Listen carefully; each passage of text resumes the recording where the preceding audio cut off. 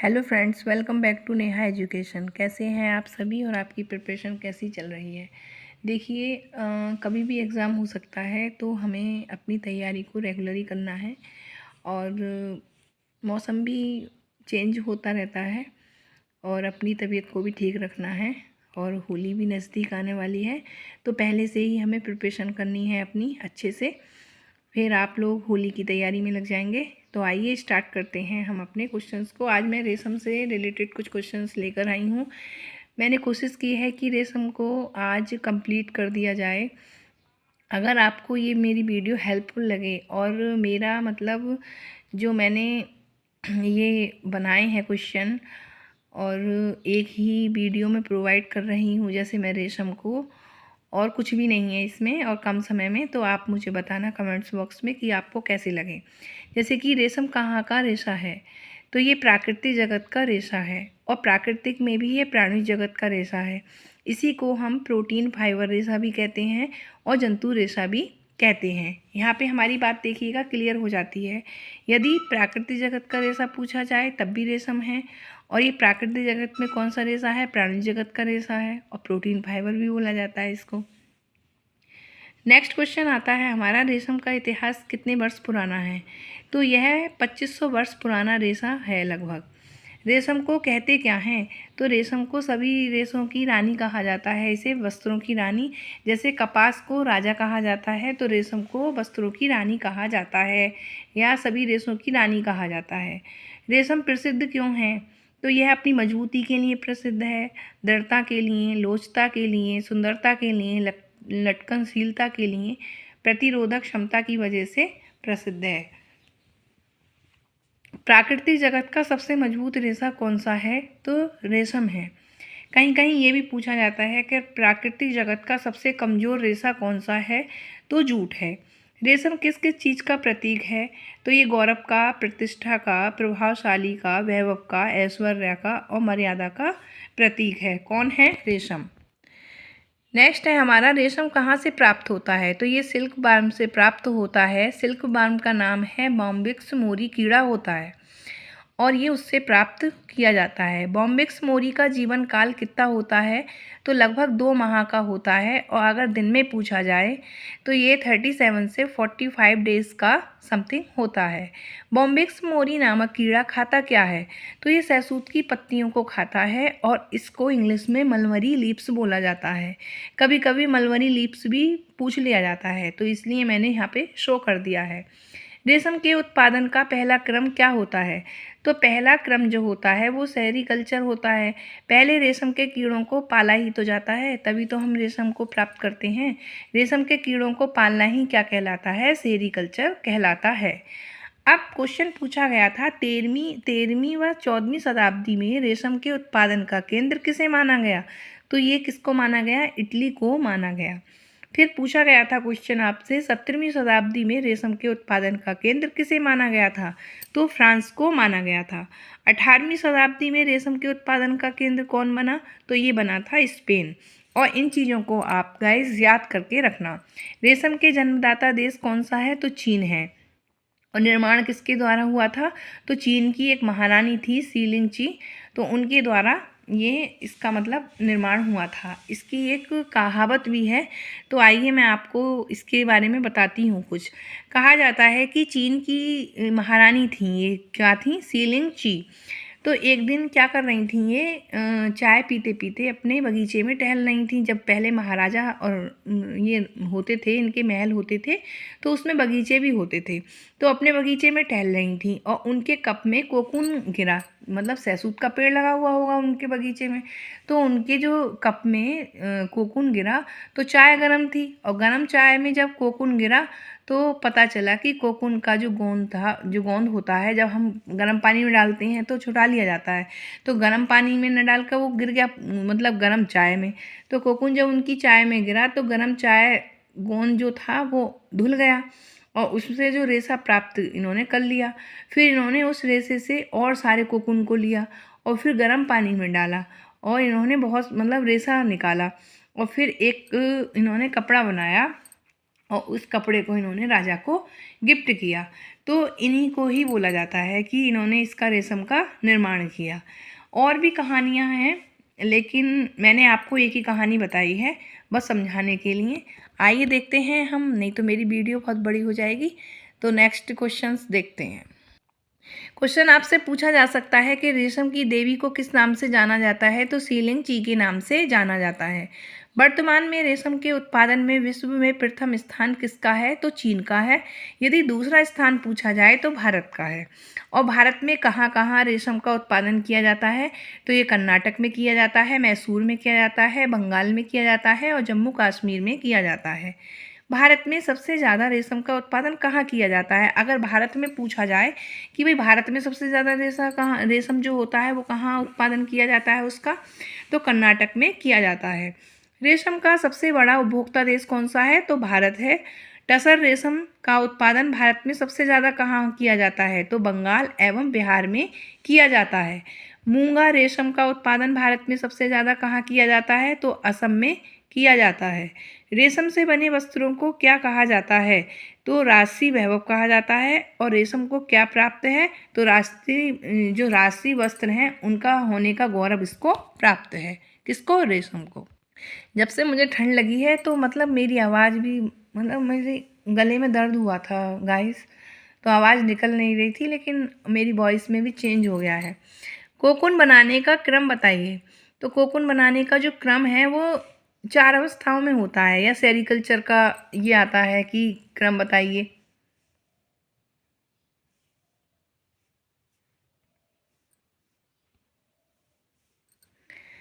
तो अंडा है, लार्वा है, प्यूपा है और मोथ है। और मोथ को क्या बोलते हैं? कीड़ा बोलते हैं। अंडे में कौन कौन सी प्रक्रिया होती है? तो अंडे में, अब पहले हम अंडा पढ़ेंगे। तो अंडे में क्या होता है देखिएगा, बॉम्बिक्स मोरी जो होता है, जब इसका जो अंडा है तो अंडा कागज़ पे रखते हैं या किसी कपड़े पर रखते हैं अंडे को। फिर इन अंडों को नमी युक्त स्थान पर रखा जाता है जहाँ हवा का और रोशनी का अच्छी व्यवस्था हो। अंडे से लार्वा कितने दिन में बन जाता है? तो ये 12 से 15 दिन तक रखा जाता है और 15वें दिन में ये अंडा लार्वा के रूप में आ जाता है। कितने दिन रखा जाता है? ये कागज़ और कपड़े पर 12 से 15 दिन रखा जाता है और 15वें दिन में ये क्या होता है? अंडे से लार्वा के रूप में आ जाता है। लार्वा में क्या होता है? तो अब इनको क्या करते हैं कि बाँस की बनी ट्रे या बाँस की बनी चटाई पर रखा जाता है। किसको? लार्वा को। प्रत्येक अंडे से कितने या कितने मिलीमीटर का लार्वा निकलता है? तो 3 मिलीमीटर का लार्वा निकलता है। याद रखना गाइस, रेशम के कीड़े किस अवस्था में सहसूत की पत्तियां खाना शुरू कर देते हैं? तो ये लार्वा की अवस्था में ही सहसूत की पत्तियां खाना स्टार्ट कर देते हैं। एक लार्वा अपने वजन का कितने गुना पत्तियां खा सकता है? तो प्रत्येक लार्वा अपने वजन का लगभग 38,000 गुना पत्तियां खा लेता है। ठीक है। और जब ये इतनी पत्तियां खाएगा तो इसका आकार भी बढ़ेगा। जब ये आकार बढ़ जाता है तो ये अपना रूप भी चेंज करता है। तो आइए नेक्स्ट क्वेश्चन देखते हैं। जब ये लार्वा इतनी लंबी पत्तियां खाता है तब इसकी लंबाई कितनी हो जाती है? तो ये 10 mm का हो जाता है, यानी कि 10 मिलीमीटर का हो जाता है। रेशम के कीड़े कितने दिन तक पत्तियों को खाते हैं? तो ये लगभग 30 दिन तक खाते हैं। रेशम का कीड़ा जो है वो 8 जो होता है 8 आकार का कब बन जाता है? तो ये कब बन जाता है? जब इसकी लंबाई 10 mm की हो जाती है तो लार्वा अवस्था में ही ये 8 आकार का हो जाता है। किस अवस्था में? लार्वा अवस्था में ही हो जाता है। प्यूपा की स्टेज में क्या होता है? तो प्यूपा की स्टेज में क्या होता है? इसकी नाक की तरफ 2 छिद्र होते हैं। एक छिद्र से तो सेरेसिन गोंद निकलता है व दूसरे छिद्र से क्या निकलता है? फाइब्रिन प्रोटीन निकलता है और लगातार ये स्रावित होता रहता है। इनके मुंह से जो लार या सेरेसिन गोंद और फाइब्रिन प्रोटीन कब निकलने लगता है? तो ये प्यूपा की ही अवस्था में निकलता है। बॉम्बिक्स मोरी कीड़ा जो है कितने घंटे तक लगातार स्रावित रहता है? तो ये 24 घंटे तक स्रावित होता है। कोकून किस अवस्था में बनता है? तो प्यूपा की अवस्था में बनता है। किस अवस्था में जो कीड़े होते हैं वो निष्क्रिय अवस्था में चले जाते हैं? तो 10 दिन तक। कोकून बनने के बाद जब कीड़ा पूरा ढक जाता है तो ये आराम की अवस्था में चला जाता है और ये 10 दिन तक आराम करते हैं, मतलब सो जाते हैं। क्रियाशील अवस्था लार्वा की अवस्था होती है, इसको ही सक्रिय अवस्था बोला जाता है। और निष्क्रिय अवस्था यानी कि प्यूपा की अवस्था। रेशम प्राप्ति हेतु किस अवस्था में कीड़ों को मारा जाता है? तो रेशम प्राप्ति हेतु प्यूपा की स्टेज में गर्म पानी में डाला जाता है और उसी में ही मतलब क्या होता है, ये मर जाते हैं कीड़े। लेकिन सारे कीड़ों को नहीं मारा जाता है, कुछ कीड़ों को बचाया जाता है ताकि ये प्रोसेस जो होता है ये दोबारा स्टार्ट किया जाए, ताकि अंडे प्राप्त किए जाएं। सर्वोत्तम गुणवत्ता वाला रेशा किस अवस्था में प्राप्त किया जाता है? तो प्यूपा की अवस्था में ही प्राप्त किया जाता है। सबसे लंबा रेशा कहाँ से मिलता है? तो प्यूपा से मिलता है। रेशम के रेशे की लंबाई कितनी होती है? तो ये 300 से 1800 मीटर होती है। यदि फिट में पूछा जाए तो 1200 से 4000 फिट का होता है। रेशम का व्यास कितना होता है? तो ये 0.0059 से 0.000118 इंच होता है। मोथ को क्या कहते हैं? तो मोथ को कीड़ा कहते हैं, कुछ कीड़ों को बचाकर रख लेते हैं। मोथ की स्टेज से प्राप्त रेशम कैसा होता है? तो निम्न कोटि का होता है, छोटे रेशे प्राप्त होते हैं इससे। ये मोथ की स्टेज से जो प्राप्त होता है। प्राकृतिक जगत का सबसे मजबूत रेशा कौन है? रेशम है। प्राकृतिक जगत का सबसे लंबा रेशा कौन सा है? रेशम है। इसे फिलामेंट रेशा भी कहते हैं और इसका मापन क्या होता है? मीटर में होता है। एक साल में इसका उत्पादन कितनी बार होता है? तो 3 बार होता है। रेशम के भौतिक गुण कौन कौन से हैं? तो चिकना सूत्र, संयत, दीर्घकरण। फिलामेंट, कोर्स, ड्यूपियन और नोएल किसके प्रकार हैं? तो ये रेशम के हैं और ये क्वेश्चन आया है। सिल्क विज्ञान को क्या कहते हैं? तो सेरीकल्चर कहते हैं। प्रोटीन जो कच्चे रेशम में होता है क्या कहलाता है? फाइब्रिन। रेशम कीट के अंडे पर कौन सी विशेष परिसज्जा उपयोग की जाती है? तो वेटिंग की परिसज्जा की जाती है। रेशमी कपड़ों पर लगे धब्बों को छुड़ाया जा सकता है अवशोषक विधि से। रेशम के कीड़े की सबसे निष्क्रिय अवस्था है प्यूपा। रेशम या रेयॉन से निर्मित झीना वस्त्र है सिफॉन। रेशम एक रेशा तंतु है प्रोटीन युक्त। कौन रेशे बाल के जलने की बदबू देते हैं? तो प्रोटीन। जंगली रेशम सूक्ष्मदर्शी के नीचे संवर्धित रेशम से भिन्न दिखता है, ये बात सत्य है। ऊष्मा का कुचालक है रेशम। अत्यधिक हल्का रेशा है रेशम। सेमियम, ये SASMIRA। ससमीरा का सही पूर्ण रूप बताइए।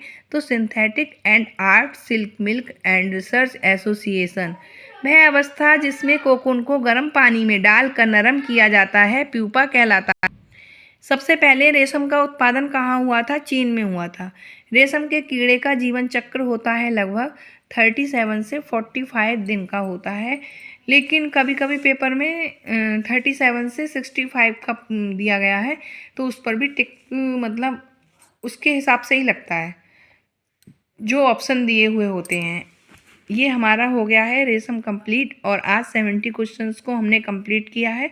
यदि आपको मेरी वीडियो अच्छी लगी है, हेल्पफुल लगी है तो लाइक कीजिए, शेयर कीजिए, सब्सक्राइब कीजिए मेरे चैनल को और लर्न कीजिएगा, रेशम की तैयारी कीजिएगा। अब आपको कोई बुक में देखने की कोई ज़रूरत नहीं है। और आज सबसे लंबी वीडियो मेरी बनी है, शायद 13 मिनट्स की हो गई है।